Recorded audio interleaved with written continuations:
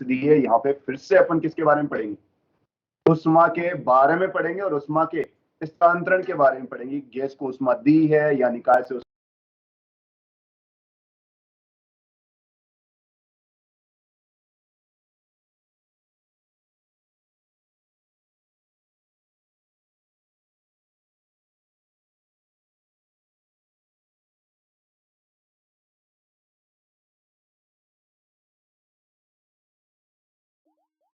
उष्मा को फिर ट्रांसफर करेंगे, स्थानांतरित करेंगे।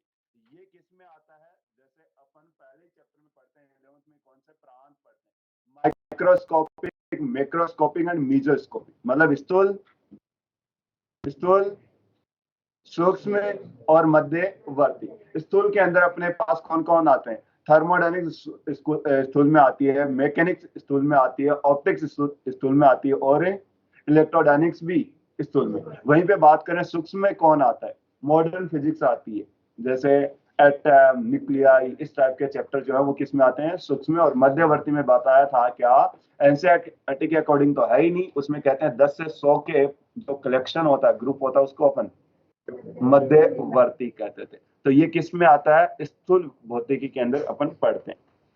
तापमान औसत आंतरिक ऊर्जा पर निर्भर करता है, द्रव्यमान केंद्र के वेग पर नहीं। यह भी सबसे ज्यादा एक मिसकंसेप्शन होता है कि तापमान, आपको सबको पता है कि आंतरिक ऊर्जा के बारे में जानकारी देता है, तापमान ज्यादा तो आंतरिक ऊर्जा ज्यादा और तापमान कम है तो आंतरिक ऊर्जा कम। उल्टा बोल दो, आंतरिक ऊर्जा का मतलब ही केवल किससे, तापमान से। आंतरिक ऊर्जा ज्यादा बोलने का सिंपल सी बात है कि किसी भी मॉलिक्यूल की बात कर रहे हैं तो हड़बड़ाहट कर रहा है, और उसकी कैटेगरी के अकॉर्डिंग आपने देखी, एक मॉलिक्यूल की 1 डिग्री की हाफ के टी, के यहाँ पे कांस्टेंट है, पूरी कहानी अटक गई।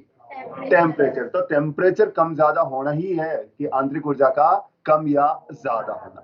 अब वो जो मॉलिक्यूल है, आपकी आपके आंतरिक ऊर्जा का मतलब इससे है कि आप यहाँ पे कितना भागदौड़ मचा रहे हो, इससे मतलब नहीं है कि पृथ्वी कितने से मचा रही। भाई ऐसे यदि पृथ्वी की काउंट करेंगे तो इस रूम में भी होगा, इस रूम में भी होगा, जो बैठे हैं वो लोग, उनकी भी तो क्या है, गतिज ऊर्जा। फिर तो 0 केल्विन टेम्परेचर पे आपकी गतिज ऊर्जा कितनी है, थर्मल के हिसाब से,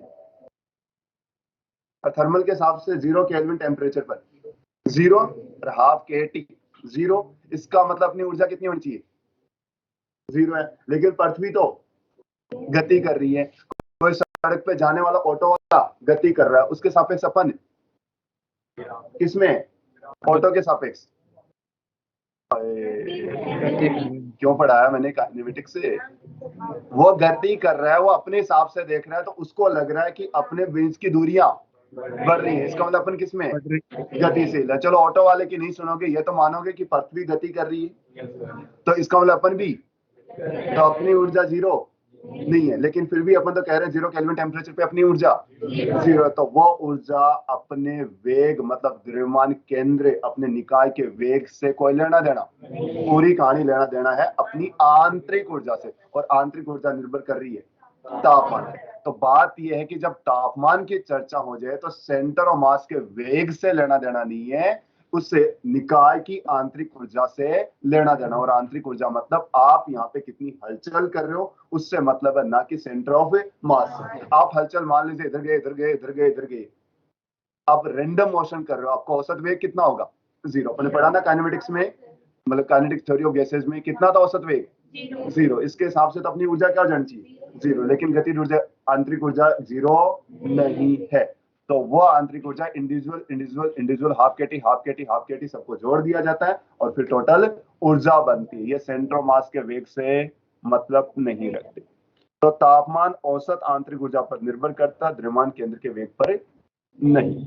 अब एक एग्जांपल, जैसे बंदूक से गोली निकलती है, तो गोली निकलती है तो गर्म हो जाती है, वो किस वजह से, फ्रिक्शन की वजह से, ना कि इस वजह से कि उसका वेग ज्यादा है या उसका वेग कम है। मान लीजिए उस गोली को अपन क्या कर रहे हैं, पत्थर के ऊपर रगड़ रहे हैं, तब भी तो वो गर्म हो जाएगी। क्या उस टाइम वो उतनी गति पकड़ रखी है उसने, नहीं। तो बुलेट से गोली बाहर निकलती है तो अब वो गर्म हो जाती है। अब दो थ्योरी लगती है दिमाग में, एक लगता है कि उसकी गतिज ऊर्जा ज्यादा है, इसका मतलब हम समझते हैं आंतरिक ऊर्जा ज्यादा, आंतरिक ऊर्जा ज्यादा, इसका मतलब टेम्परेचर उसी पे निर्भर कर रहा है, इसीलिए ज्यादा है। लेकिन कारण ये नहीं, कारण ये है, वो क्या हुआ कि जैसे बुलेट के पीछे से पिस्टन आया होगा, जोर से चोट लगी, चोट लगने की वजह से आंतरिक हलचल मच गई, और आंतरिक हलचल मचने की वजह से क्या आई, उनके पास है गतिज ऊर्जा आई, वो विस्फोट हो जाता है, बॉम्ब वगैरह विस्फोट आता है, उस वजह से भी तो हीट है निकलती है, तो वो गति का कारण नहीं है, वो कारण क्या है, आंतरिक ऊर्जा। तो अपन कह रहे हैं बंदूक से निकली गोली का उच्च ताप उसके वेग के कारण नहीं है,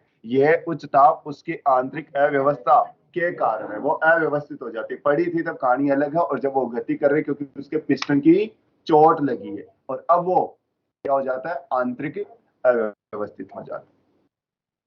ठीक है, तो अपन क्या कहेंगे, उष्मा गति के अंदर उष्मा का अध्ययन करेंगे और उष्मा का एक जगह से दूसरी जगह स्थानांतरण देखेंगे। ये स्थूल है, तापमान जो होता है वो आंतरिक ऊर्जा पर निर्भर करता है, ना कि उसके द्रव्यमान केंद्र के वेग पर। और बंदूक से जो गोली निकला उसका ताप वेग के कारण नहीं है, उसकी आंतरिक अव्यवस्था के कारण। आइए तापीय साम्य क्या होता है, थर्मल इक्विलिब्रियम। सब क्या होता है, सब कुछ संतुलित हो गया है, अब शायद आना जाना सब कुछ रुक रखा। और यहाँ पे तापीय साम्य का मतलब है यदि दो वस्तुओं के बीच में हीट का एक्सचेंज बंद हो जाता है, इसका मतलब दोनों का ताप। क्यों, क्योंकि अपनी थ्योरी तो यही कहती है कि उष्मा का प्रवाह बिना कार्य के उच्च ताप से निम्न ताप की तरफ करता है, और यदि आपने वो रोक रखा है, इसका मतलब दोनों का ताप अभी बराबर रुक रखा है, तो तापीय साम्य यदि दो वस्तुओं का ताप समान हो जाए तो किस में कहलाती है, तापीय साम्य। तापीय साम्य में उष्मा का स्थानांतरण नहीं होता। उष्मा गतिकी का शून्य नियम क्या था, वो कह रहा है कि एक वस्तु अलग अलग, मतलब अलग अलग वस्तुओं के साथ साम्य में है तो पक्का वो दोनों वस्तुएं पक्का आपस में क्या रही होंगी, साम्य में रही होंगी। बहुत सिंपल सी बात है कि मैं कह दूं कि ए बी और सी, ए बी के साथ साम्य में है और ए सी के साथ भी साम्य में, पक्का बी और सी भी साम्य में होंगी। अब आपको ऐसे कहोगे सर ये तो कौन सी बड़ी बात है, अब बड़ी बात तो आपके लिए पूरी मैकेनिक्स ही नहीं है। अब लगाने के लिए आपको त्वरण दे दिया जाए 2t², तब भी तो आप v बराबर u प्लस at लगा ही देते हो, तो बड़ी बात तो कहाँ है तुम्हारे लिए। अरे सही बोला अभी तो मैंने, अब नहीं बोला, कर दिया ना गड़बड़। चलो सही नहीं बोला मैंने, अब ये तो तू सोच पाई है ना, आधी क्लास नहीं सोच पाई ये बात तो अभी तक, ये तो आधी क्लास अभी भी सोच रही है कि क्या गलत है इसमें। ये गलत है क्योंकि त्वरण नियत नहीं है, ठीक है। तो अपन ने ये बात तो कही थी कि त्वरण नियत होता तभी ये गति की समीकरण लगाते हैं। तो मैं ऐसे कह रहा हूँ तुम्हारे लिए जो कॉमन सी चीजें होती है वो तो तुम्हें बहुत सारी कॉमन लगती हैं, लेकिन ऐसा जरूरी नहीं जो लगता हो भी रहा हो, ठीक है। अपन तो कॉमन तो सबको ये लगता है कि तापमान बढ़ाने से ही सॉलिड लिक्विड में कन्वर्ट होता है, लेकिन अपने तो देखा बर्फ की सिल्ली पे उभार लटका के दाब बढ़ा के भी तो द्रव को सॉलिड को लिक्विड में बदल ही सकते हैं, ठीक है। तो इसलिए आपको पढ़ना पड़ता है फिजिक्स से हर बार कारण देखते हैं। तो कह रहा है दो अलग अलग निकाय तीसरे के साथ पृथक पृथक साम्य में हो तो वो दोनों निकाय आपस में भी तापीय साम्य में होंगे।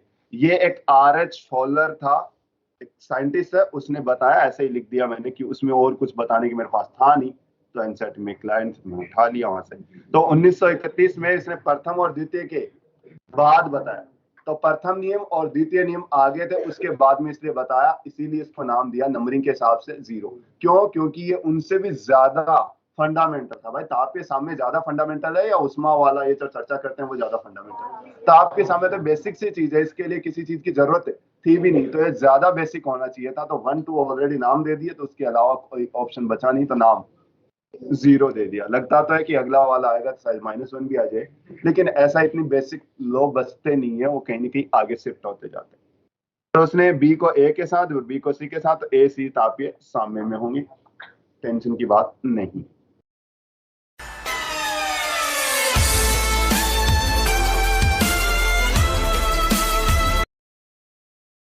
उष्मा एक बेसिक सी ऊर्जा है, ऊर्जा बहुत सारी होती है, गतिज, स्थितिज, उष्मा, ध्वनि, विद्युत चुंबकीय, कितनी टाइप की ऊर्जाएं ले ले, उनमें से एक ऊर्जा कौन है, उष्मा भी है।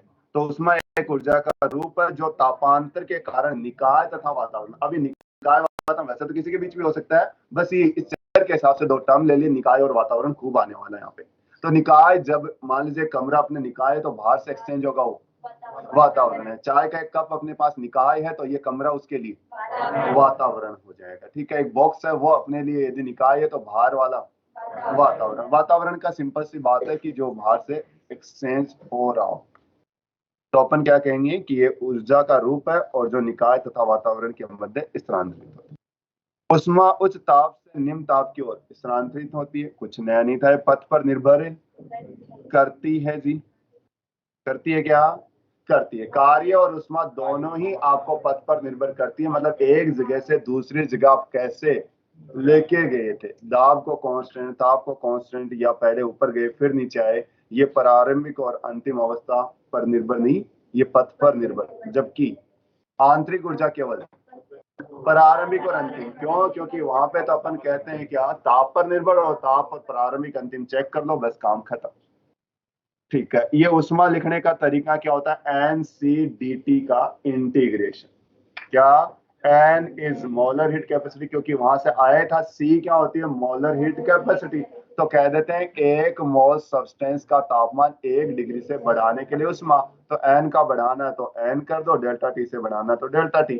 अब बात क्या है? C आपकी परिवर्ती है। अब C परिवर्ती है तो सब हमेशा ही C होती, तब तो अपन डेल्टा T से मल्टीप्लाई कर देते।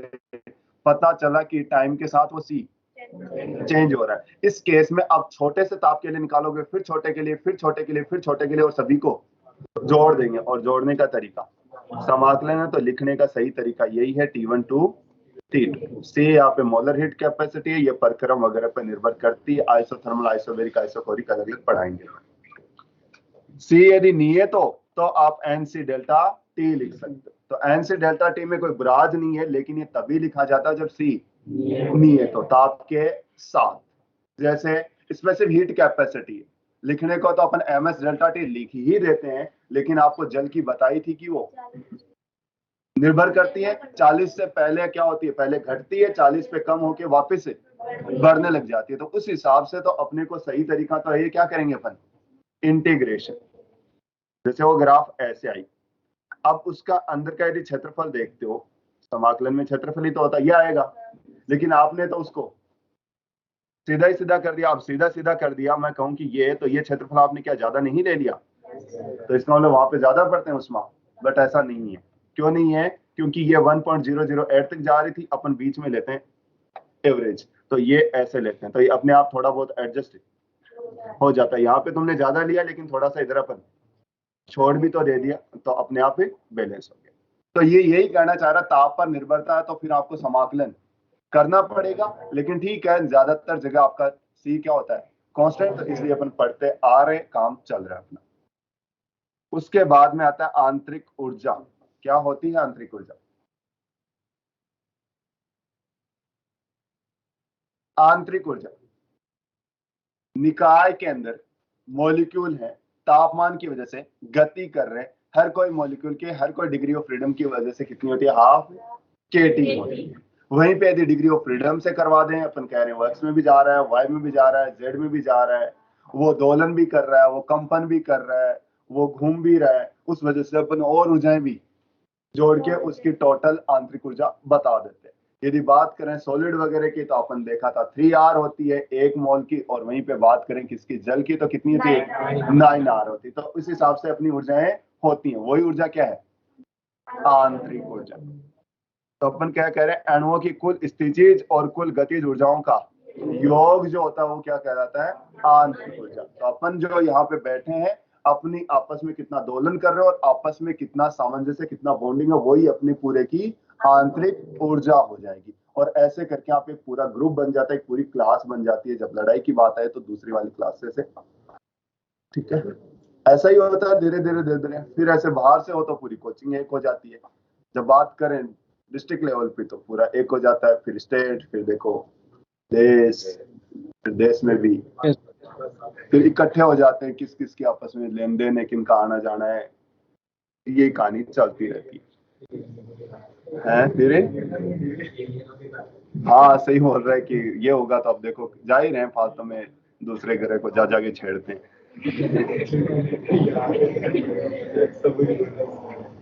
ठीक है, तो कुल अणुओं की स्थिति प्लस गति, वो बात अलग है। अपन काइनेटिक थ्योरी ऑफ गैसेस में ये मान के चले हैं कि स्थिति जीरो। स्थिति जीरो होने का सिंपल सा काम है कि आपको समझना थोड़ा बहुत मुश्किल हो जाता है, स्थिर ऊर्जा को समझना और मुश्किल हो जाता है, क्योंकि वो चीज दिखाई नहीं दे रही होती।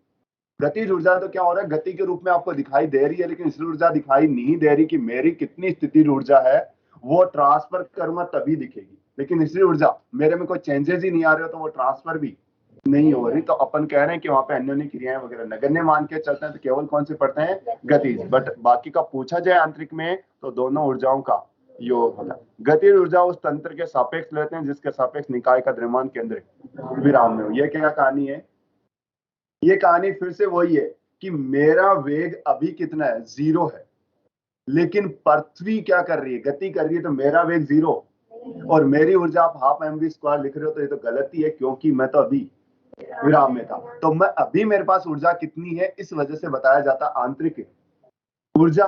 इसी वजह से क्या बताओगे आप, आंतरिक ऊर्जा। लेकिन आप तो ये देख रहे हो वेग किसी भी सापेक्ष, ये ऑटो जा रहा है उस वाले के सापेक्ष देखोगे तो मेरा वेग नॉन जीरो है, तो मेरी गति ऊर्जा भी, इसका मतलब तो मेरे पास आंतरिक ऊर्जा थी, जबकि यहां देख रहे हो अभी कोई काम नहीं कर रहा। तो मेरा ताप यदि जीरो है तो मेरे पास आंतरिक ऊर्जा जीरो है, लेकिन ऑटो जा रहा है उसके सापेक्ष में गति जीरो, तो वो क्या कहता है, क्या आ गई, और ये नॉन जीरो, तो कंट्रोवर्सी होगी। इसलिए अपन क्या करते हैं, ऐसे निकाय के सापेक्ष जिसके सापेक्ष वेग जीरो, इसका मतलब भार की वजह से किसी टाइप का वेग, और यदि अब वेग है तो केवल केवल किसकी वजह से होगा, ताप की वजह से होगा। तो अपन कह रहे हैं ऐसे निकाय के सापेक्ष वेग लेते हैं जिसका सापेक्ष सीओएम रेस्ट में। सीओएम जीरो मतलब ये कमरा किसमें, रेस्ट में है। और अब देखेंगे कि किसकी ऊर्जा कितनी है, और वही कहलाएगी आंतरिक ऊर्जा। यह अवस्था चर है, पथ पर निर्भर नहीं करता है। ठीक है, तो ये अपने पास केवल किस पे निर्भर करता है, तापमान पे करता है। आंतरिक ऊर्जा संपूर्ण निकाय की गति पर निर्भर नहीं करती, वही है अभी वाला ही आ गया। क्यों, क्योंकि आपका निकाय गतिशील, उससे कोई लेना देना नहीं, अपने को किससे मतलब है,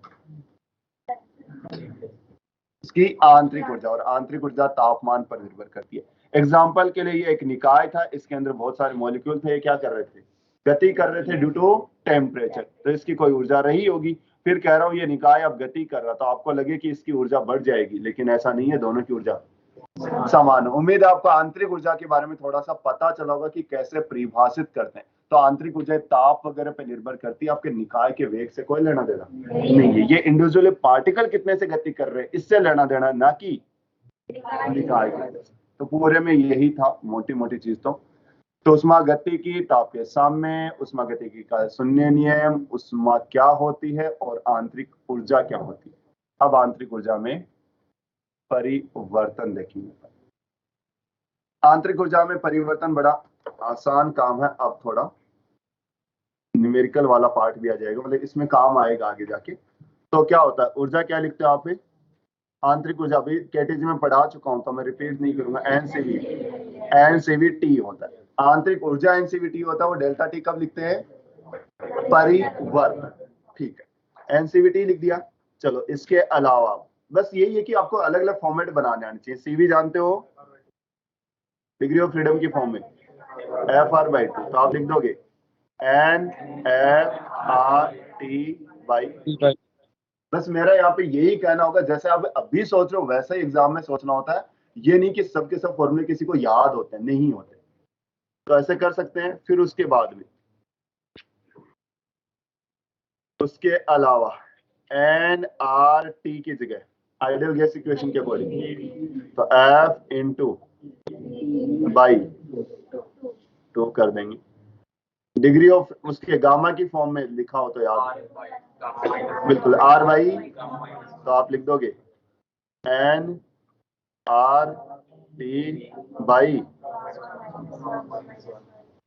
तो करने को आप इसकी जगह फिर से क्या लिख दोगे, PV/। कर सकते हैं। तो ये अपने पास ऊर्जा लिखने के तरीके होंगे, कैसे कैसे जरूरत के हिसाब से ये। अब मैं क्या कर दूं, इसमें परिवर्तन की बात जब करूंगा तो N C V delta T, यहाँ पे N F R delta T by, यहाँ पे आप बताओ जरा, यदि आपके दिमाग में तो यही आ रहा होगा एफ पी डेल्टा वी, लेकिन यदि डेल्टा वी कर रहे हो इसका मतलब प्रेशर को, जबकि यहाँ तो ऐसा, तो आप क्या करोगे, दोनों का ही परिवर्तन लिखोगे, मतलब P2 V2 माइनस, अब देखो आपको भी लगेगा सही लिखा आपने, क्योंकि दोनों जगह का PV लिखा, P इंटू वी का प्रोडक्ट ही तो था, तो एक जगह क्या लिखा है आपने PV और दूसरी जगह भी निकाल लिया PV और दोनों का अंतर कर दिया, N R delta T by, यहाँ पे भी क्या करोगे, ठीक है, डेल्टा टी में हमेशा T2 माइनस T1 करते हैं, इसमें किसी में कोई तकलीफ तो ये मैंने कहा तो सही कि ये किससे आता है, ये इससे मतलब नहीं है कि आपका प्रक्रम क्या था, ये हमेशा ही NCVT ही होता है, ये हमेशा क्या होगा, NCVT होगा, चाहे आइसोबैरिक हो, चाहे आइसोकोरिक हो, चाहे एडियाबैटिक कोई भी हो, आंतरिक ऊर्जा हमेशा क्या रहेगी, NCVT। ये तो मैंने उसमें कैटेगरी में निकाल दिया, वहां पे कौन सा प्रक्रम थोड़ा ना बोला था आंतरिक ऊर्जा के लिए, अपनी स्टेप बाय स्टेप आए थे और लास्ट में क्या आ गया था, सीवी आ गया था। तो वो सीवी जो होता प्रक्रम पर निर्भर नहीं, प्रक्रम तो तब तक मैंने पढ़ाया भी नहीं, अब पढ़ाना स्टार्ट करूंगा, तो ये हमेशा ही क्या होता है, NCVT होता है, प्रक्रम पर निर्भर नहीं करता। तो तुम ये नहीं कह सकते कि इसमें दाब कांस्टेंट है, प्रेशर कांस्टेंट है, वॉल्यूम कांस्टेंट है, क्योंकि ये तो ऑलरेडी डिफाइंड है कि निर्भर नहीं करता किस पर, वो जो निर्भर करेगा वो कौन होगा, क्यों होगा, क्यों को अपन ऐसे लिखते हैं, जैसे अभी लिखा था एन सी डेल्टा टी, और ये वेरिएबल होगा, यदि कांस्टेंट वॉल्यूम है तो सीवी, कांस्टेंट प्रेशर है तो सीपी हो जाएगा, वो वेरिएबल होता है, आंतरिक ऊर्जा नहीं। और यही एक फायदा देगी आपको पूरी थर्मोडायनिक्स में, क्योंकि ये तो हमेशा ही, तो मैं लिख रखा है यहाँ पे, प्रक्रम पर निर्भर नहीं करती, ये केवल ताप पर निर्भर करती है, आदर्श गैस के लिए सदैव, मतलब कंडीशन तो है आदर्श गैस, लेकिन उसके लिए क्या होगी, सदैव। आदर्श गैस नहीं होगी तब थोड़ी सी आपको दिक्कत आ जाएगी, क्यों, क्योंकि आप जो पढ़ के आए हैं मैक्सवेल का, वो किसके लिए पढ़ा था, आदर्श गैस के लिए, तो आदर्श गैस के लिए हमेशा ही क्या रहेगा, एन सीवी डेल्टा टी है, टेंशन की बात नहीं है, सीवी FR/2 होता है, नियत ताप पर मौलर उष्मा धारिता बोलते हैं इसको। उसके बाद में आता है वर्धन कार्य, तो कार्य आप यदि वो पिस्टन वाला देखें तब तो मैं रिपीट कर देता हूँ, बाकी वो आपने पढ़ रखा है तो मैं डेरिवेशन तो नहीं कराऊंगा उसका। ये आपकी क्या है, आंतरिक, मतलब गैस है यहाँ पे, और गैस होने की वजह से किसी भी टाइप से एक्सपेंड हो रहा होगा, या फिर बाहर से आप धक्का दोगे तो ये कंप्रेस हो रहा होगा, मतलब या तो आप संकुचित हो रहा होगा या प्रसारित हो रहा होगा। इसका यदि ताकत ज्यादा रही तो बाहर की तरफ फैल जाएगा, और बाहर वाले की ताकत रही तो अंदर। और ऑब्वियस से बात, आपको सबसे मोटा मोटा काम, यहाँ पे बल लगेगा वो किसकी वजह से लगेगा, यहाँ जो बल लगेगा वो किसकी वजह से लगेगा, दाब की वजह से। किसकी वजह से, वो बात अलग है कि दाब किसकी वजह से आ रहा है, दाब किस वजह से बढ़ सकता है, आयतन में कमी से बढ़ सकता है, दाब ताप में वर्दी से बढ़ सकता है, दाब उसको उष्मा देने से बढ़ सकता है, वो चाहे कैसे भी बढ़े, लेकिन ये जो आएगी वो किस वजह से, दाब की वजह से कार्य। अब मैं बाहर से दाब लगा रहा हूँ या फिर अंदर से दाब लगा रहा हूँ, उस वजह से संकुचित या प्रसारित होता रहता है। तो मैं निकाय द्वारा कार्य निकाल रहा हूँ, निकाय द्वारा, इसका मतलब निकाय क्या करेगी, ऊपर की तरफ दाब की वजह से बल लगा रही होगी, और मानो कि पिस्टन यहां से यहां चला गया, थोड़ा सा शिफ्ट हो गया, कितना, डेल्टा एक्स या डेल्टा वाई, ठीक है। आपको क्या निकालना है, कार्य, कार्य क्या होता है, बल गुणा विस्थापन होता है, बल आपका प्रेशर इनटू एरिया था, विस्थापन मान लीजिए डेल्टा एक्स है, प्रेशर और ये एरिया इनटू डेल्टा एक्स, तो ये क्या हो गया, पूरे वॉल्यूम में परिवर्तन, तो पी डेल्टा वी। लेकिन ये कब, जब मैंने देखो आपके पास ये पी को बाहर लिया, अदरवाइज आपको अंदर का अंदर ही लिखना पड़ेगा, भाई समाकलन के अंदर ही तो कहानी चल रही थी, तो क्या लिखूंगा, पी ए डी एक्स और P dV, ये होगा कार्य।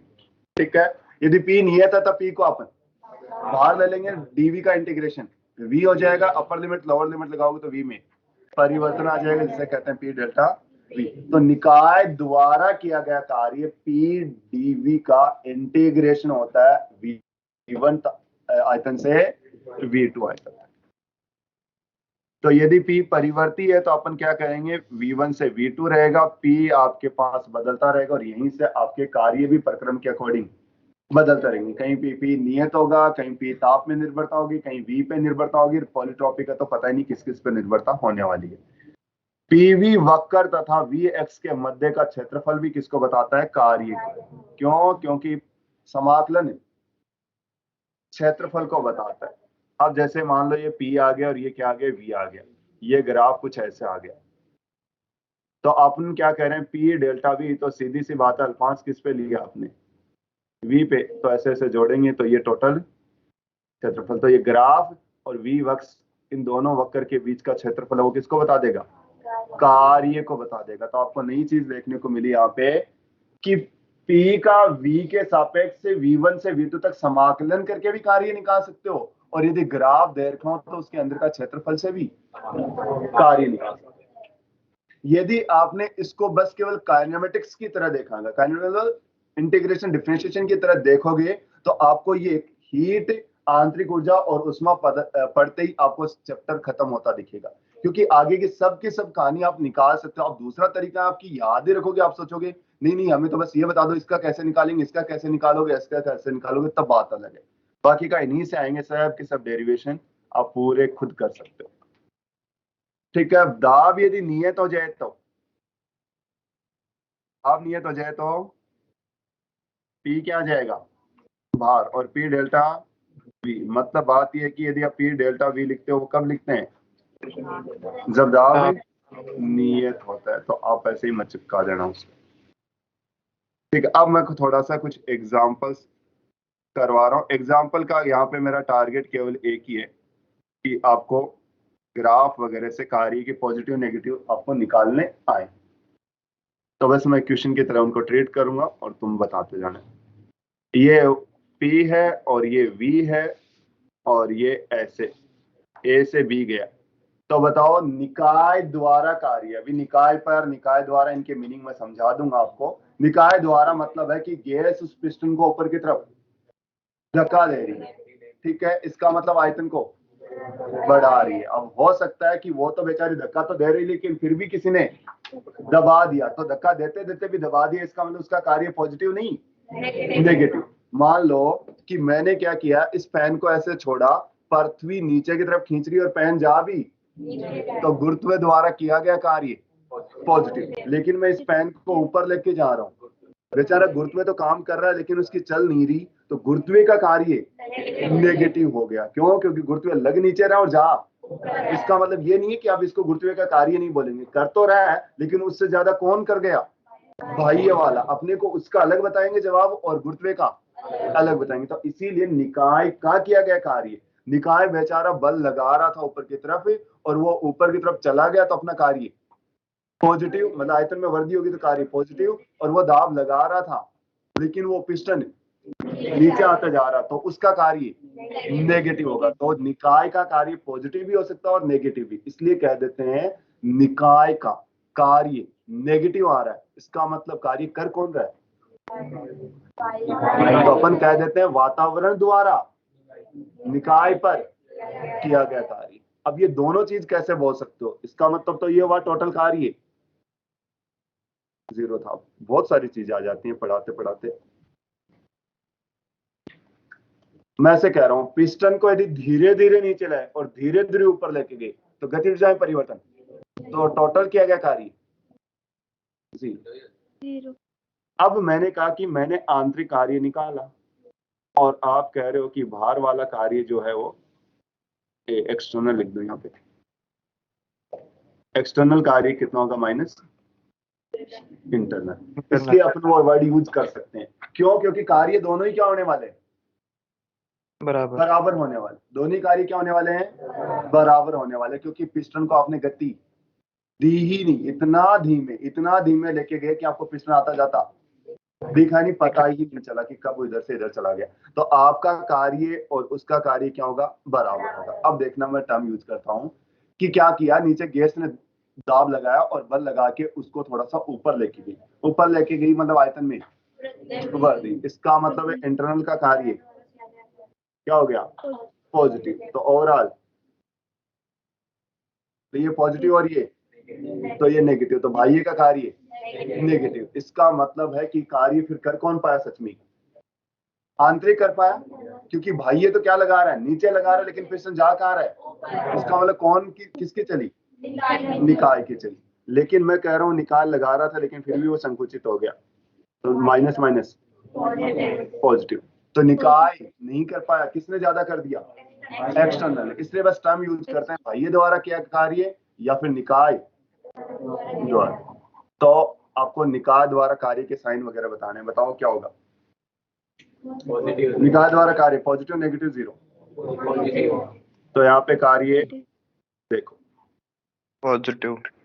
कहानी तो ये है कि ये इसके अंदर का क्षेत्रफल है और ये कैसा होगा, पॉजिटिव, क्योंकि आयतन में वृद्धि हो रही।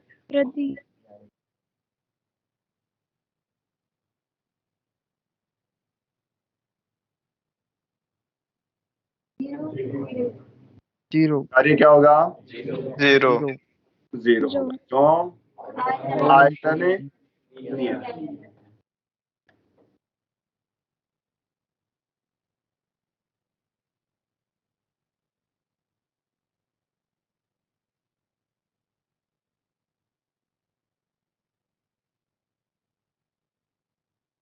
हाँ जी, पॉजिटिव नेगेटिव जीरो,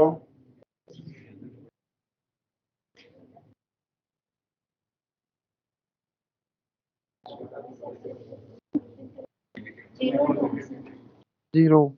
क्यों, B1 B2 बराबर। हाँ जी, जीरो Yes, क्यों sir. होगा,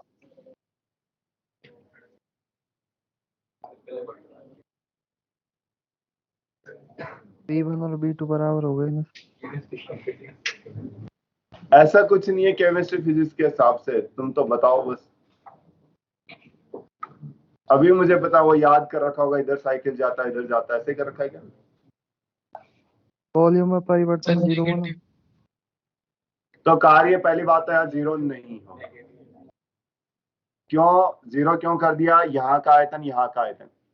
मैंने पहले ही कहा था कि कार्य परक्रम पर निर्भर करता है कि आप कार्य कैसे कर रहे हो, क्या मतलब पथ पर निर्भर करता है, क्या लगातार आपका दाब नियत है, सर लगातार आयतन नियत है, नहीं। तो मानता हूं कि आपको प्रारंभिक और आयतन कम बराबर दिखा, वो तो बात ये होगी कि इस पेन को मैं यहाँ से चलाया और चक्कर काट के मैं वापस आ गया और तुम कह रहे हो घर्षण द्वारा कार्य जीरो, लेकिन घर्षण तो लगातार है, कार्य कर ही रहा था। तो अपन क्या कहेंगे, फ्रिक्शन इंटू 2 पाई आर कहते हैं। वैसे ही यहाँ पे है ये परक्रम सॉरी इस पे पथ पर निर्भर करता, तो हर बार कार्य होता गया।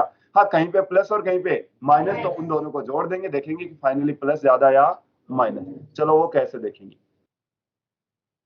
अब आयतन इससे ज्यादा एक्सपेंड तो हो नहीं रहा था, तो बस इसको टुकड़ों में ब्रेक कर लीजिए, ए बी और सी। ए से बी तक आप देखोगे तो आयतन में वर्दी अंदर का क्षेत्रफल ही तो बताता है, तो ये क्या हो गया, ए टू बी पॉजिटिव। फिर मैंने क्या देखा, बी टू सी गया तो भी अंदर का क्षेत्रफल, और ये क्षेत्रफल है नीचे तक गया, ये कैसा, नेगेटिव। और आपको साफ साफ दिख रहा है क्षेत्रफल ज्यादा है किसका, और अपन तो कह रहे हैं क्षेत्रफल बताता है कार्य को, जितना क्षेत्रफल उतना ही कार्य, तो क्षेत्रफल ज्यादा किसका है, नेगेटिव का, तो ओवरऑल कार्य नेगेटिव हो जाएगा। ठीक है, यस।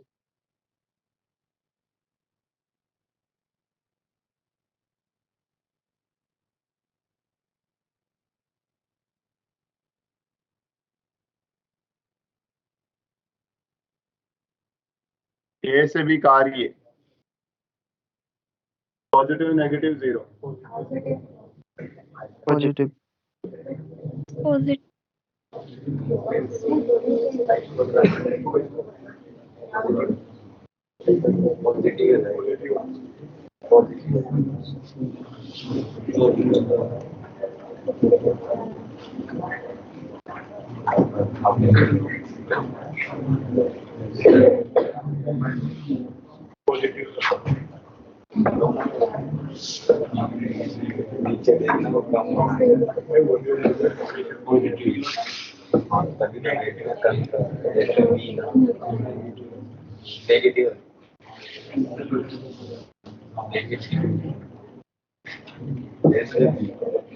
थोड़ा सा कॉन्फिडेंस दिखाइए, और एक ऐसे नहीं कि केवल जवाब दे रहे हैं, नहीं, ऐसे केस में तो फिर वही हो जाएगा कि आपको कभी फील ही नहीं होगा कि आप सही हो या गलत हो।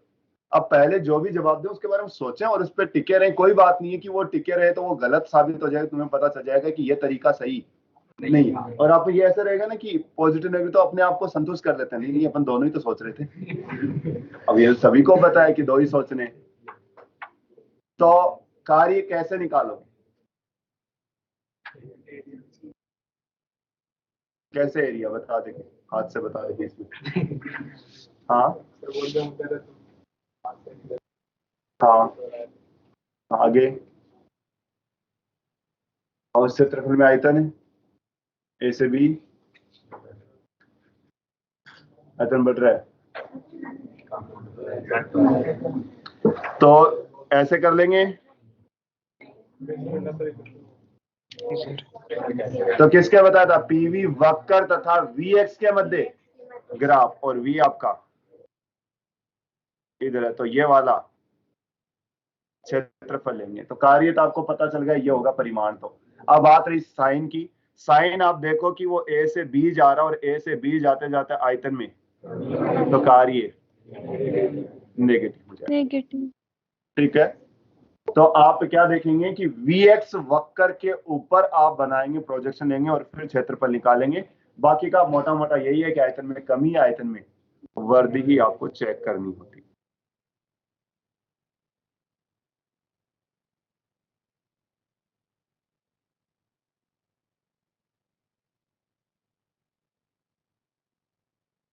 बोलो।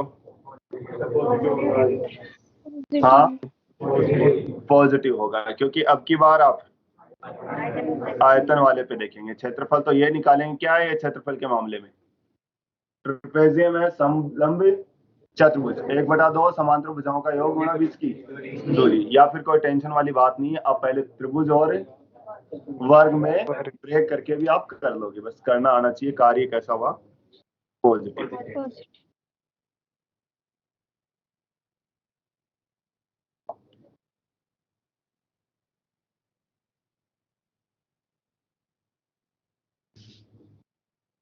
कार्य बताओ।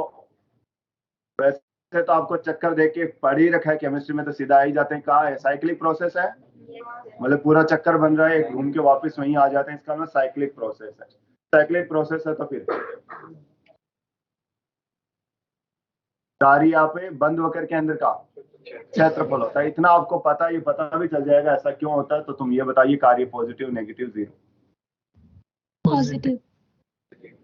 Positive sir. अब आप पूरा डिसीजन लेते हैं किससे, आयतन से, तो आयतन की रेंज बना दीजिएगा। आयतन की रेंज ये यहां से यहां, ऐसे, ऐसा ही है कुछ। तो ये आयतन की रेंज है, इसके ऊपर क्या डालेंगे अपन, प्रोजेक्शन डालेंगे। तो मैं ऐसे नाम दे देता हूं, इसको 1 और इसको 2। तो 1 के केस में देखना क्या होगा, 1 के केस में ये क्षेत्रफल होगा पूरा अंदर का, और ये पॉजिटिव।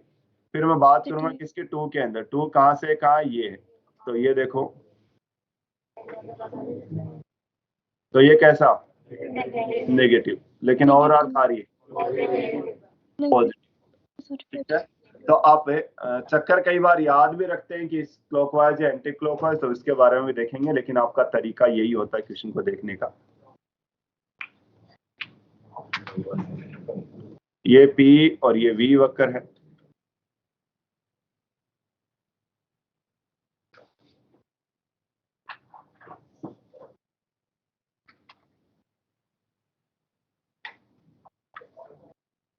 बताओ जरा, कार्य पॉजिटिव नेगेटिव जीरो। नेगेटिव। तो कैसे v वाले की बाउंड्री बना दीजिएगा कि इसके बाहर तो जाने से रहा। तो अब पहला इसको 1 दे दो तो 1 वाले में कार्य पॉजिटिव है, तो ये सॉरी नेगेटिव है, तो ये 1 का कार्य नेगेटिव, और फिर अपन देखेंगे 2 का, तो 2 कौन सा, ये वाला है, तो ये वाला कार्य तो इसका कैसा होगा, पॉजिटिव होगा, और ओवरऑल कार्य देख ही सकते हो केवल रेड रेड वाला बचा है, मतलब अंदर का जो बंद वक्र है उसके अंदर का क्षेत्रफल ही बताता है किसको, कार्य को। तो ऐसे करके आप कोई भी कार्य देख सकते हैं। अब पीवी वक्र जो होता है वाई एक्स पे पी और एक्स एक्सिस पे वी होता है, क्या पीवी वक्र को आप संसूचन ग्राफ भी कहते हैं, इंडिकेटर डायग्राम कहते हैं, मतलब सबसे ज्यादा आपको पीवी ग्राफ ही काम आ रहा होता है। तो यदि पी वी के बीच में वाई पे पी और एक्स पे वी है तो आप कह दोगे कि क्लॉकवाइज है तब तो पॉजिटिव और एंटी क्लॉकवाइज है तो नेगेटिव, और वहीं पे वीपी वक्र होता है तो उसके ठीक है उल्टे, क्लॉकवाइज पे और क्लॉकवाइज एंटी क्लॉकवाइज पे पॉजिटिव है। ये ठीक है, ये आपके लिए था, बाकी का आप करने का तरीका तो आपको पता ही है। तो ये कुछ क्वेश्चंस थे, मतलब ये तरीका था। अब थोड़ा सा अपन चिन्ह परिपाटी पे भी काम कर ले कि कैसे आप साइन डिसाइड करेंगे। तो साइन पहले वाला तो उष्मा वाला, उष्मा का चिन्ह कैसे क्या लगाते हैं। अब सिंपल सी बात है कि फिजिक्स में हो चाहे केमिस्ट्री में हो, वैसे तो परिवर्तन का मतलब हमेशा अंतिम माइनस पर आ रहा है। अंतिम वाला ज्यादा हो रहा है तो आपका परिवर्तन पॉजिटिव, और अंतिम वाला कम हो रहा है तो परिवर्तन नेगेटिव हो जाएगा। ठीक, अब मैं से कह रहा हूं निकाय को उष्मा दे रहा हूं, तो आप निकाय के बारे में सोचना है, क्योंकि सराउंडिंग दुनिया के बारे में क्या सोचना, अपने को अपने बारे में सोचना है। तो यहाँ पे आपके निकाय के अंदर क्या हो रहा है उसके बारे में देखेंगे। निकाय को उष्मा दी है, इसका मतलब निकाय की उष्मा लग रहा है कि बढ़ रही है, इसका मतलब परिवर्तन पॉजिटिव। तो निकाय को उष्मा दे रहे हो तो आप उसको पॉजिटिव लेंगे, और निकाय से निकाल रहे हैं तो निकाय की कमी कर रहे हो तो बेचारे का नेगेटिव। मतलब निकाय को दे रहे हो पॉजिटिव और निकाय को ले रहे हो नेगेटिव हो जाएगा। अब ये करते क्यों है, करते इसलिए क्योंकि आपको ये डिफाइन करना था। भाई आप जब भी कोई सिंबल लिख रहे हैं, इसका मतलब आपने पहले कह दिया उस सिंबल के साथ निकाय को दी गई, उसमें क्या बोल दिया आपने, इसका मतलब सच में दे रहे हैं तब तो पॉजिटिव, और नहीं दे वापस ले रहे हैं तो नेगेटिव। ये साइन कन्वेंशन का एक तरीका होता है, इसीलिए बनाई जाती है। जैसे एग्जाम्पल के लिए किरचॉफ वाले की बात करता हूं, क्योंकि उसमें आपको कभी कंफ्यूजन हुआ नहीं, इसलिए बता रहा हूं कि ये एक ब्रांच है। ऐसे किरचॉफ का नियम क्या पढ़ते हो आप,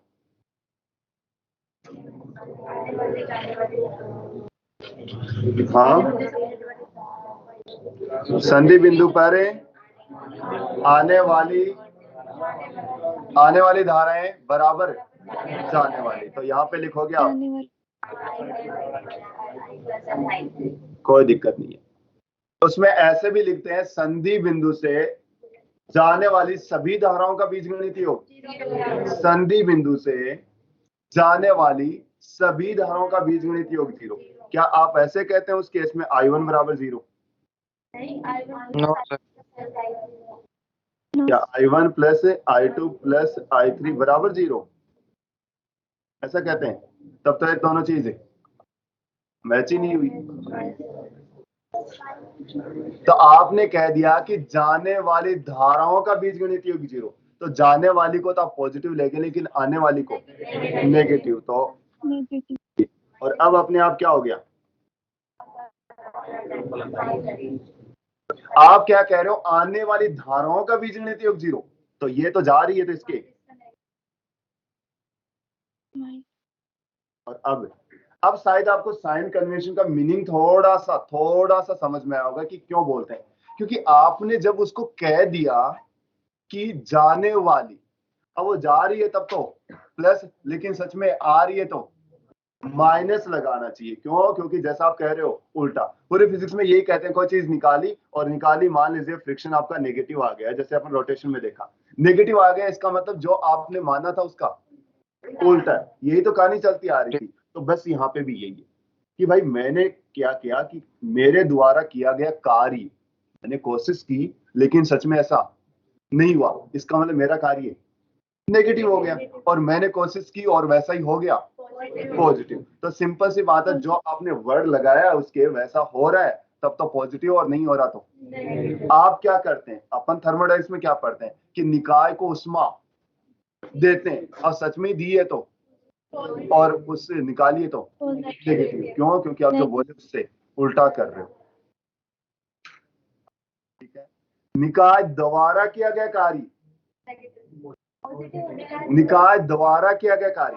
अब निकाय द्वारा कार्य मतलब पिस्टन को ऊपर उठाएगा, और सच में ऊपर उठा पाता तो, और नहीं उठा पाता तो नेगेटिव हो जाएगा।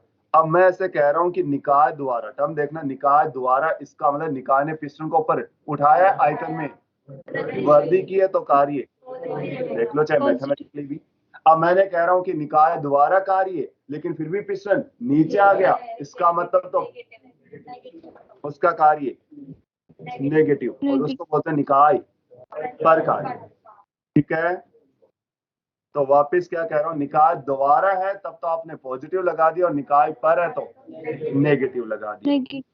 आंतरिक ऊर्जा में परिवर्तन, आंतरिक ऊर्जा सच में बढ़ रही है तब तो परिवर्तन, और आंतरिक ऊर्जा में कमी हो रही है तो नेगेटिव। तो साइन कन्वेंशन देखो, उष्मा में ज्यादा दिक्कत नहीं आती यदि आप रट्टा भी लगाते हो, मतलब वो जो लाइनें याद कर रखी है उससे भी, क्योंकि दी गई है पॉजिटिव और ली गई है नेगेटिव। आंतरिक ऊर्जा बढ़ रही है तो पॉजिटिव, आंतरिक ऊर्जा घट रही है तो नेगेटिव। बढ़ती है ताप बढ़ेगा, और घट रही है तो ताप कम होगा। ठीक है, अब कार्य में थोड़ी सी दिक्कत आती है, क्योंकि केमिस्ट्री के हिसाब से साइन थोड़े उल्टे होते हैं। अब वो उल्टे का लॉजिक वहां देखिएगा, आप इक्वेशन भी वहां उल्टी लिखोगे। यहाँ पे मैं क्या लिखता हूँ, Q बराबर U प्लस W, वहां पे क्या लिखते हो आप, U बराबर है। अब देखो ये साइन क्या हो जाते हैं, इसको इधर लो, माइनस का। अब भाई दोनों फिजिक्स और केमिस्ट्री अपनी अपनी जगह दोनों ही सही तो है ही, वो चीजें तो वही दोनों पढ़ा रहे हैं ना, कि वो भी वही पढ़ा रहे हैं, कि ऐसा तो है नहीं कि उल्टा पढ़ा रहे हैं। लेकिन अब ये दोनों सही तभी होंगे जब यहाँ पे पहले क्या लगाओ, जबकि फिजिक्स वालों ने तो प्लस लिख के अब समझाया, और केमिस्ट्री वालों ने पहले माइनस लिख के समझाया। क्योंकि बोलने के तरीके तो मैंने अभी तो बताया कि आपने खुद ने कहा कि जाने वाली धाराओं का बीजगणितीय योग 0 है, तो अब जाने वाली को तो प्लस लोगे, फिर आने वाली को, लेकिन पहले डिसाइड कर चुके होते कि आने वाली का 0 है, तो आने वाली को पॉजिटिव और जाने वाली धाराओं को। तो केमिस्ट्री में पहले इन्होंने डिसाइड ही ऐसे किया, तो फिर उनको सेटिस्फाई करना था, तो कार्य का साइन ठीक उल्टा। देखो प्लस के केस में माइनस ले लो, और माइनस के केस में प्लस, दोनों इक्वेशन क्या रहेंगी, सेम रहेंगी। तो आपको दिक्कत नहीं है कि फिजिक्स में तो समझना आसान है। क्या निकाय द्वारा, इसका निकाय ने क्या किया है, फैलाया, फैलाया तो कार्य पॉजिटिव ही होगा। और मैं कह रहा हूं निकाय पर कार्य, इसका मतलब दबाया, दबाया तो आयतन में, आयतन में कमी तो कार्य नेगेटिव होगा फिजिक्स के हिसाब से। बाकी आपने 2019 में देखा ही होगा, केमिस्ट्री में भी वो सवाल है कि 31 जूल वाला क्वेश्चन था केमिस्ट्री में, उसका आंसर केमिस्ट्री के हिसाब से -31 और फिजिक्स के हिसाब से +31, और एनटीए ने फिर फिजिक्स का मान दिया। तो ये तो भाई इसमें तो आप क्या ही कर सकते हो, कन्वेंशन है। लेकिन ठीक है, जैसे आपको अभी बता रखा वैसा ही करना है, क्योंकि वो एक क्वेश्चन सही करोगे तो बाकी के शायद आपके केमिस्ट्री के गलत हो जाएंगे। तो सिंपल, उष्मा दे रहे हो तो पॉजिटिव, आंतरिक ऊर्जा बढ़ा रहे हो तो भी पॉजिटिव, निकाय कार्य कर रहा है तो भी। क्यों निकाय कार्य कर रहा है, इसका मतलब पिस्टन को ऊपर उठा रहा था आयतन में, और आयतन में वृद्धि होने का मतलब तो कार्य पॉजिटिव है। तो इसमें तो कोई दिक्कत नहीं आती। वहां पे दिक्कत थोड़ी सी इसलिए आ जाती है क्योंकि उन्होंने लिखने का तरीका अलग था उनका। अब आओ थोड़े थोड़े सवाल करें। क्वेश्चन क्या है कि P बराबर अल्फा प्लस बीटा V है, तो V0 से 2V0 तक इसको एक्सपेंड करने, मतलब प्रसारित करने में निकाय द्वारा कार्य निकालो।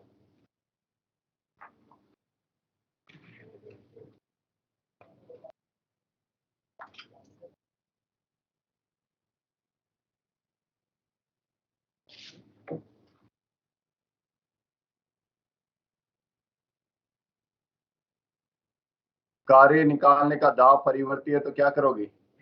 समाकलन करोगे। Alpha V naught plus 3/2 beta V naught square.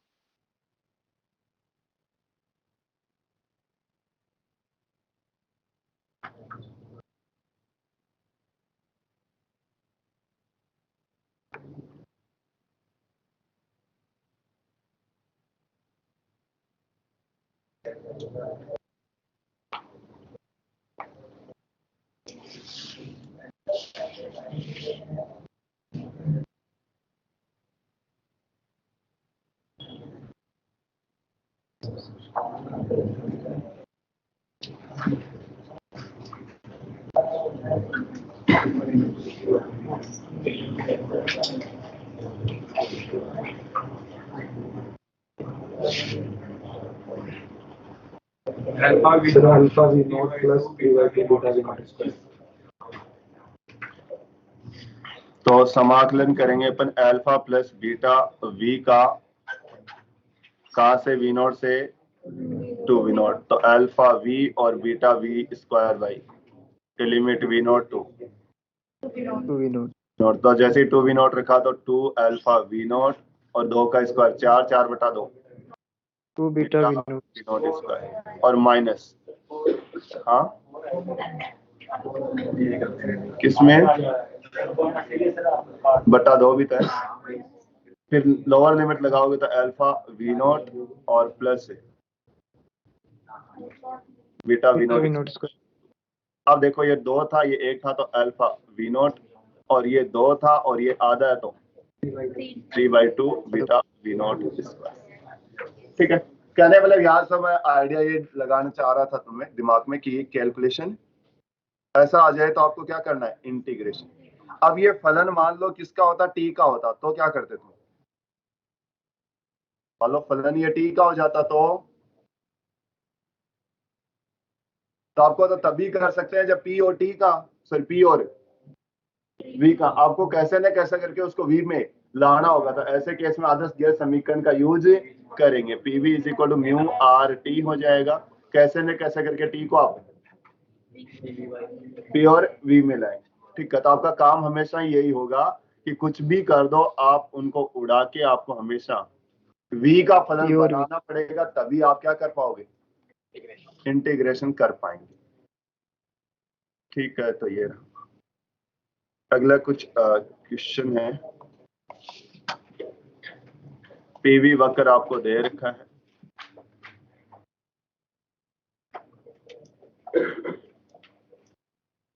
ये है वी नॉट, ये है मान लीजिए 2 वी नॉट, ये आपके पास पी नॉट, ये आपके पास है 3 पी नॉट।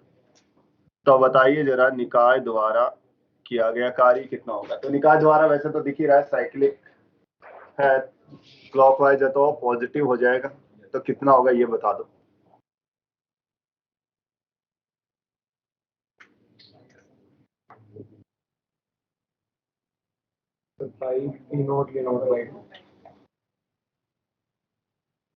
तो आपको क्या होगा यहाँ पे, वर्त हो चाहे कुछ भी हो, वैसे आपका वर्त तो तभी हो सकता है जब दोनों त्रिज्याएं बराबर हो। और यदि अगला डायग्राम बना दे और तुम ऐसे लग रहा है कि ये, तब भी आप सही नहीं कह सकते, क्योंकि ये थोड़ा ना पता दाब और आयतन है बराबर है भाई। दाब आयतन का किसको पता है, ये तो तभी हो सकता है कि दिख तो रहा है, मान लो कि ऐसे बना दिया होता,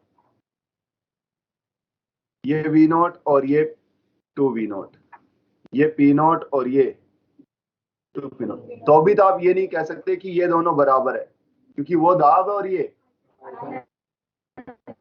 हो सकता है आयतन अलग और दाब अलग हो। तो ये हमेशा ही क्या समझना आपको, दीर्घ वर्त, और दीर्घ वर्त का क्षेत्रफल होता है वर्त का पाई आर आर होता है और पाई ए बी होता है। एक ए बड़ी वाली भुजा वाला और एक छोटी वाली भुजा। लेकिन अर्ध दीर्घ एक्स और अर्ध लघु, तो अर्ध होती है टोटल दीर्घ का आधा, टोटल लघु का भी। अब बताओ क्षेत्रफल, वही कार्य होगा। तो पाई ए बी, तो ये देखो कितना आया, वी नॉट का आधा वी नॉट बाई 2, ये कितना आया 2 पी नॉट का आधा पी नॉट, तो pi P naught V naught by 2 हो जाएगा। ठीक है, तो ये तो अपने हो गया। चलो ऐसा कोई क्वेश्चन हो बहुत ही फर्जी सा है, बता दो। 25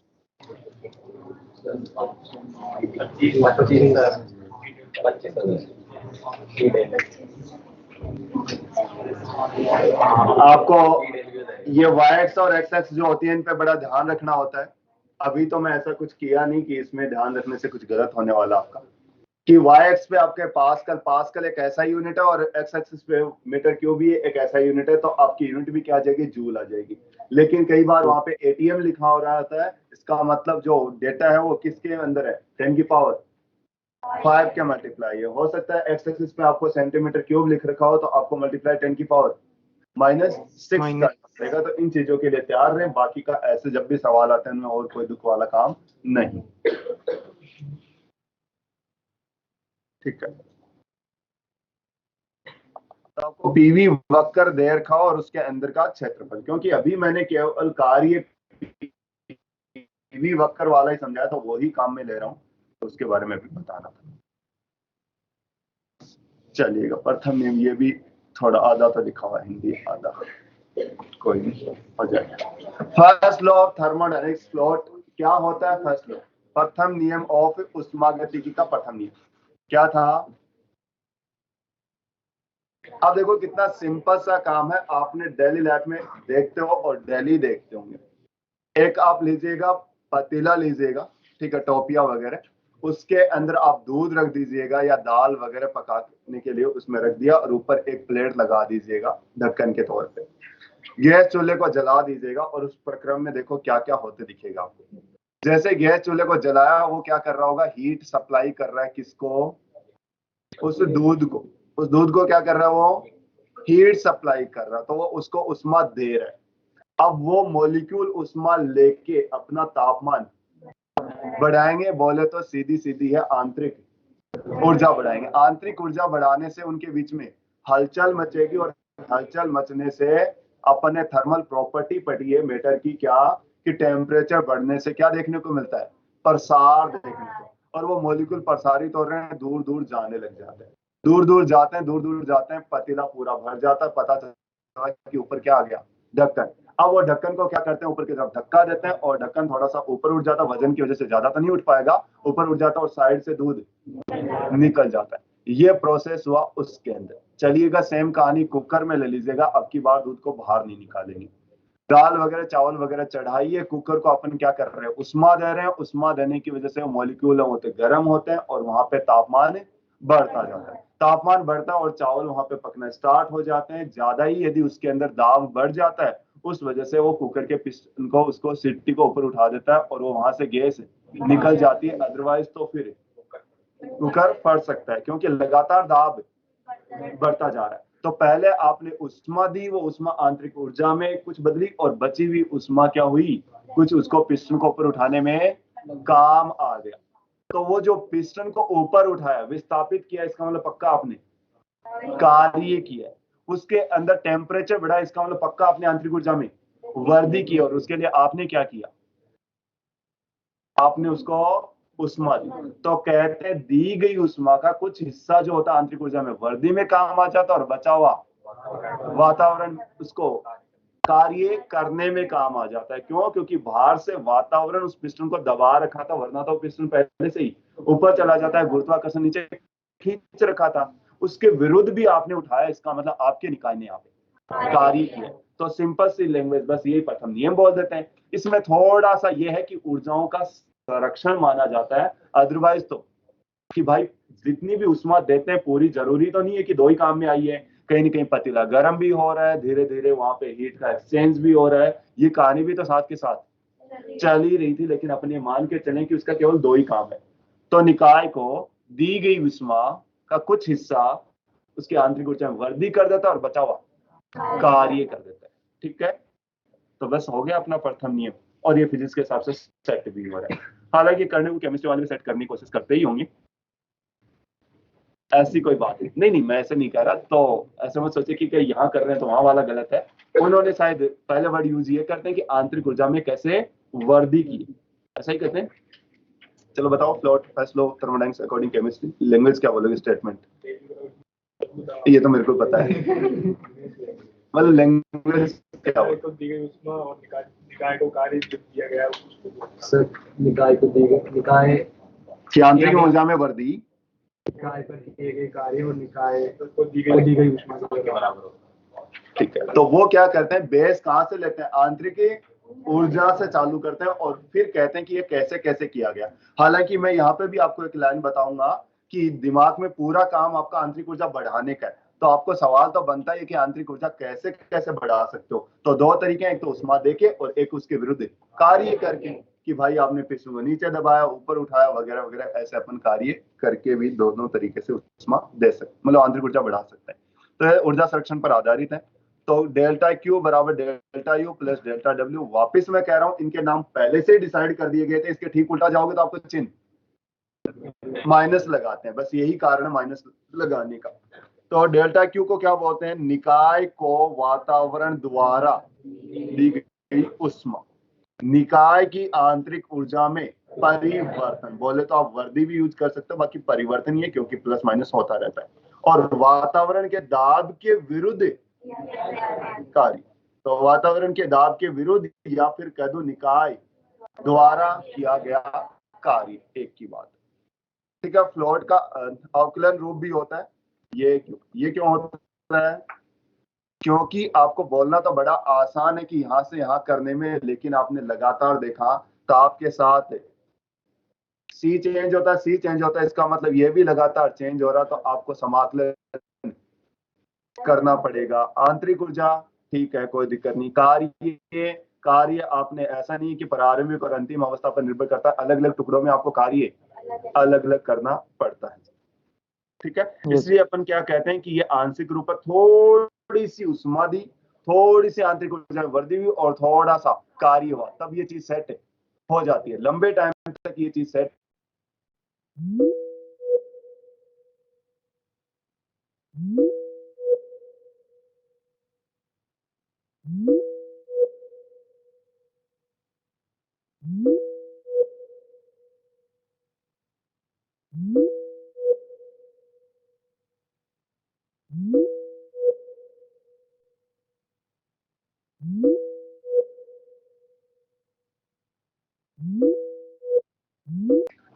क्यों पूछूंगा, मैं बता देता हूँ क्यों। क्योंकि तुम ऐसे सोचते हो कि पहले आप ऐसे कार्य करोगे और फिर ऐसे करोगे, तो क्षेत्रफल दोनों केस में पहले क्षेत्रफल में कमी हो रही है, फिर वापस क्षेत्रफल में, तो ऐसा लगता है कार्य पहले कम हुआ कार्य बढ़ा, लेकिन नहीं।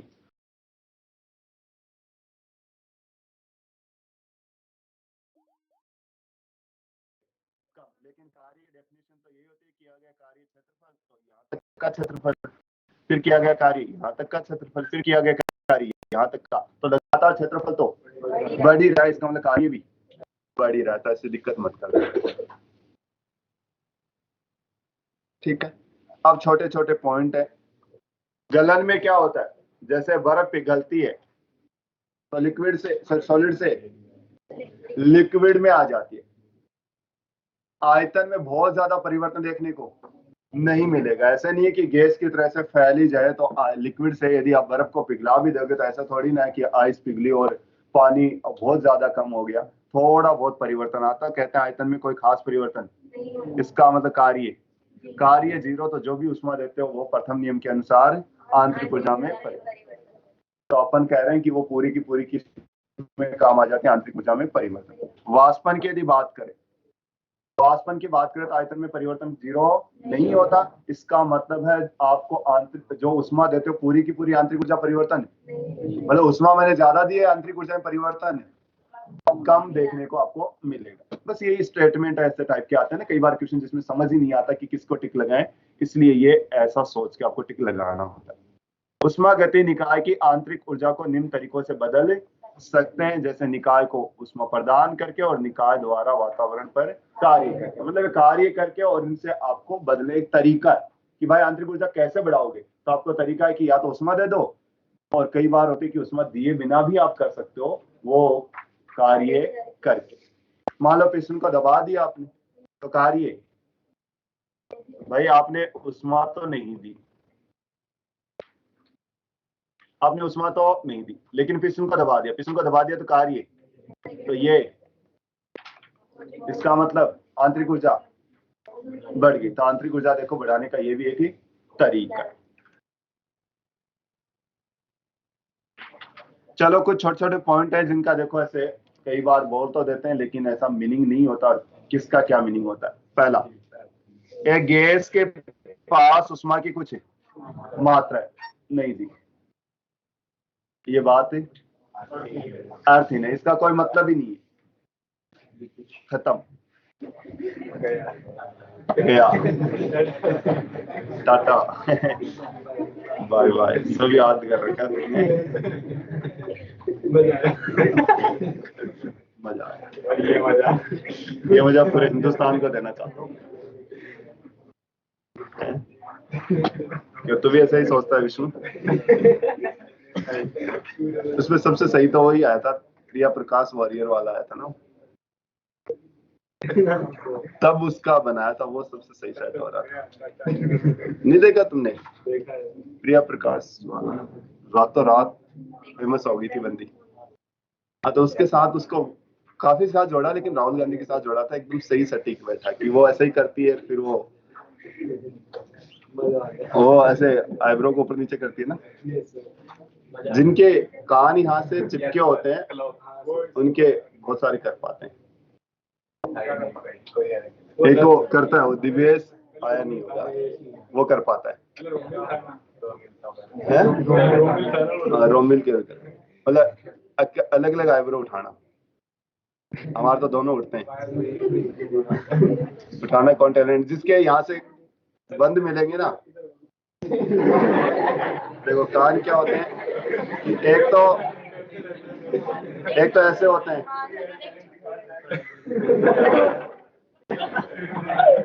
ऐसे चिपके होते हैं।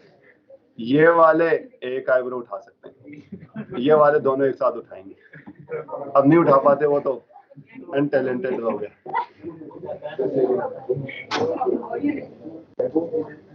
कौन? नहीं दिवेश आता ना, वो कर पाता है, मतलब उसके यहाँ से बंद। हाँ उसके वो भाई कर तो रहा, वो कह रहा आईब्रो ही नहीं है। ये एक होता है ना, किसी के डार्क होते हैं और किसी के थोड़े हल्के होते हैं, तो हल्के वालों में से हमारे तो दोनों जाते हैं। वाह,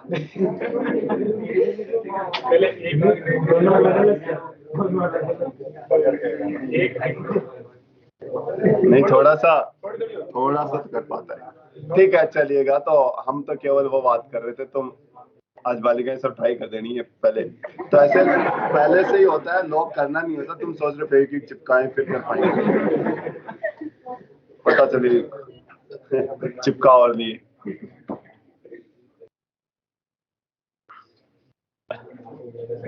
आओ तो है ना, पढ़ाई के बाद कुछ भी सब पता होता है ना। ऑनलाइन अच्छा चलो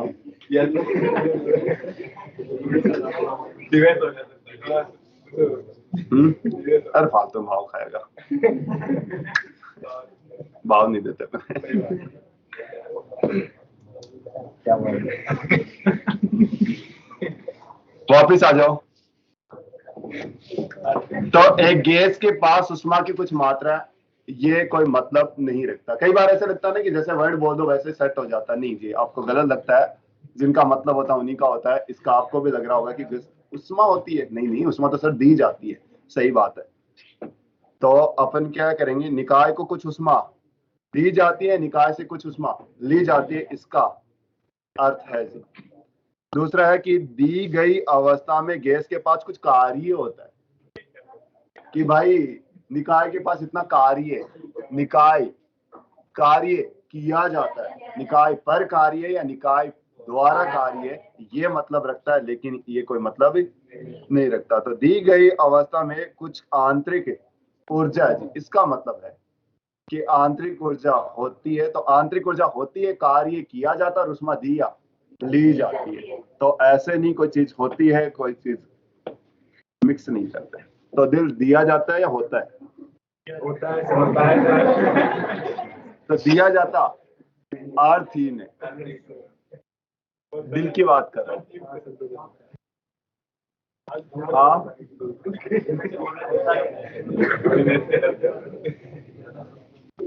होने की बात कर रहे हैं हम।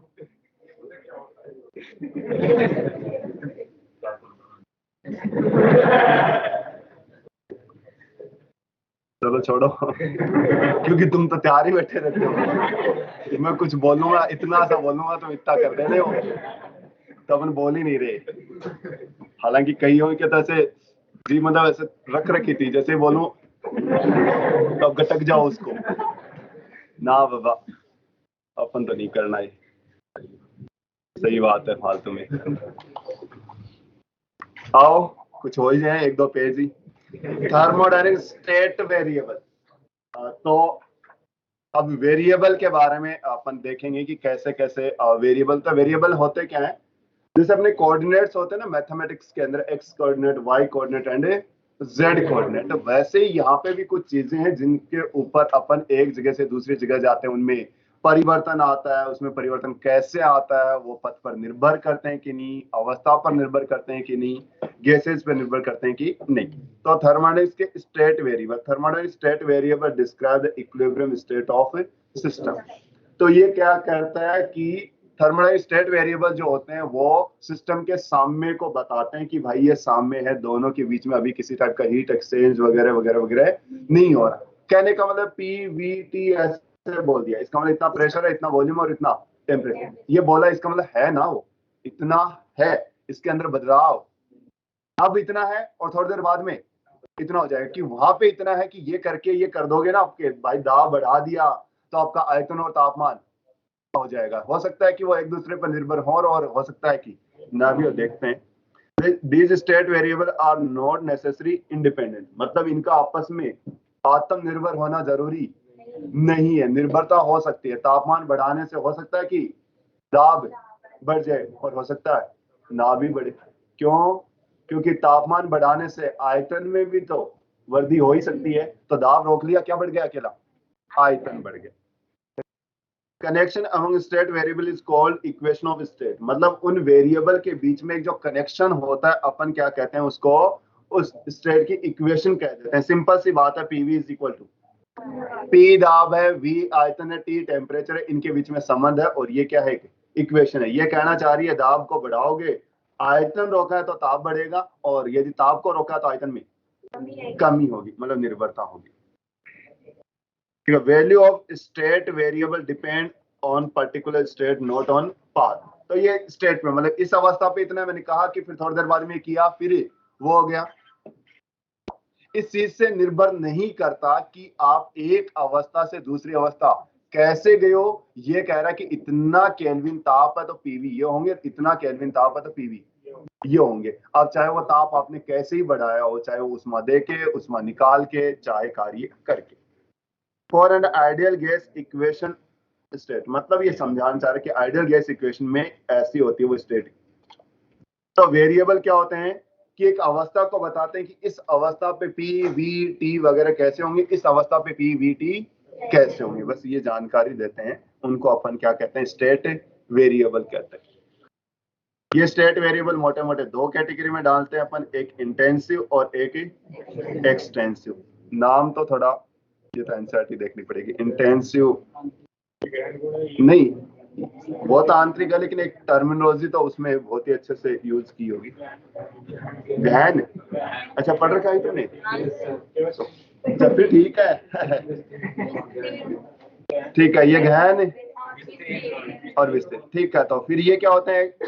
साइज पे डिपेंड है और ये साइज पे डिपेंड करते हैं। ये ठीक वैसा सा ही है जैसे फ्रेम होती है, इनर्शियल या नॉन इनर्शियल, जड़त्व या अजड़त्व, बस उनको कैटेगराइज कर दिया। वो जो न्यूटन का नियम वैलिड होता है उसको जड़त्व और नहीं होता उसको तो कहते हैं कि आयतन वगैरह में, मतलब उसके साइज में परिवर्तन से वो बदलाव नहीं आता तब तो इंटेंसिव, और बदलाव आता तो एक्सटेंसिव। देखना हो तो सिंपल सी बात है, आप ऐसे इमेजिन करो कि पहले आयतन को आधा कर दो 2 हिस्सों में और फिर देखो कौन कौन सी चीज में बदलाव आ रहा है। यदि आ रहा है तो वो एक्सटेंसिव और नहीं आ रहा तो इंटेंसिव होता है। जैसे दाब, डेंसिटी, टेम्परेचर, ये क्या होते हैं? इंटेंसिव। भाई अपने पास पानी की चाहे 1 बोतल हो, चाहे 2 बोतल हो, चाहे 3 बोतल हो, डेंसिटी तो उसकी सेम ही होने वाली है। टेम्परेचर उसके आंतरिक ऊर्जा पे निर्भर करती है। और बात रही क्या? प्रेशर। तो प्रेशर आपके पास इस कमरे के अंदर कितना प्रेशर उसने क्रिएट कर रखा होता है। अब यदि मैं क्या कह दूं कि आयतन को कम कर दिया, तो आयतन को कम कर दिया तो प्रेशर बढ़ा, तो वो किस में परिवर्तन आ रहा है? आयतन में। आयतन में परिवर्तन आ रहा है, इसलिए आपको किस में परिवर्तन दिखाई दे रहा है? प्रेशर में। तो आयतन तो है ही कौन सा? एक्सटेंसिव। 2 हिस्से कर दो, 2 हिस्से कर दिए, उसको पार्ट को आधा कर दिया। तो आप वैसे देख लीजिए, इस कमरे में और इस पार्ट के 2 पार्टीशन कर दिए, तो दाब में तो अभी कमी नहीं आएगी, दाब तो दोनों में ही।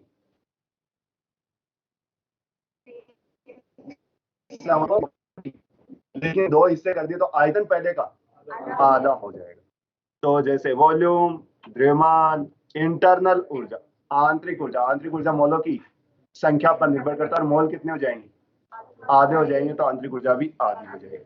लेकिन कह रहे हैं कि इन दोनों का गुणनफल जो होता है वो क्या बताएगा? फिर एक्सटेंसिव। ठीक है। और मान लो दोनों ही A और B 2 है, दोनों ही मान लीजिएगा सही है, तो कहते हैं कि उनका जोड़ा भी क्या है? सही है, मतलब बदनामी नहीं होती। लेकिन दोनों में से एक भी बिगड़ेल है, तो कहते हैं उसके साथ रहता है तो तारलो भी है कोई है दे चाहो तो तार छोरा आपसी भी के सागे ढोल है, वासिंडाला सागे ढोल है, यदि भी हैं होगो कोई तो मैं कुछ रामलाला के सागे ढोल है। अब हो सकता है किसी का सेट हो जाए, यहाँ पे मैच हो जाए, तो ऐसे कह देते हैं कि उसके अच्छा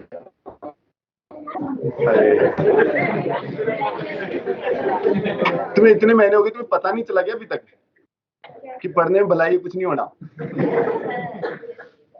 वो तो बहुत समझदार, उनको पता है, तुम ही फालतू में सोच के बैठे हो कि हाँ इतनी देर में ये करवा लोगे, तब तो हो सकता है अगले साल ऐसे कॉल करके तुमसे ही पूछें और कैसे करवाया था तुमने सिलेक्शन, 2-4 मिनट ऐसे पूछे कैसे करवाया था सिलेक्शन, फिर बातचीत होने लग जाती है। नहीं दिनेश, तूने बड़ा एक्सपीरियंस किया? Yes sir. तो ऐसे कह रहा हूँ कि अभी कोई फायदा नहीं है, बाद में करना चाहिए सब। हाँ, तो मैं क्या कह रहा था कि यदि एक खराब है तो जोड़ा भी खराब ही बताया जाएगा। तो ये क्या है? ये इंटेंसिव था, लेकिन आपने एक्सटेंसिव से मल्टीप्लाई कर दिया तो हो क्या गया? सिंपल सी बात है कि ये तो नहीं बदल रहा था, लेकिन इसके बदलने से गुणनफल भी तो बदलेगा। किससे? साइज से। भाई साइज आपने बढ़ा दी, तो उस वजह से आयतन में परिवर्तन, तो P गुणा V में भी परिवर्तन आएगा। तो क्या होता है? Intensive, extensive. तो इंटेंसिव वो होते हैं जिन पर साइज का फर्क ना पड़े, और एक्सटेंसिव वो होते हैं जिन पर फर्क पड़े। और अब अपने अगली क्लास देंगे रिवर्सिबल और साइक्लिक प्रोसेस।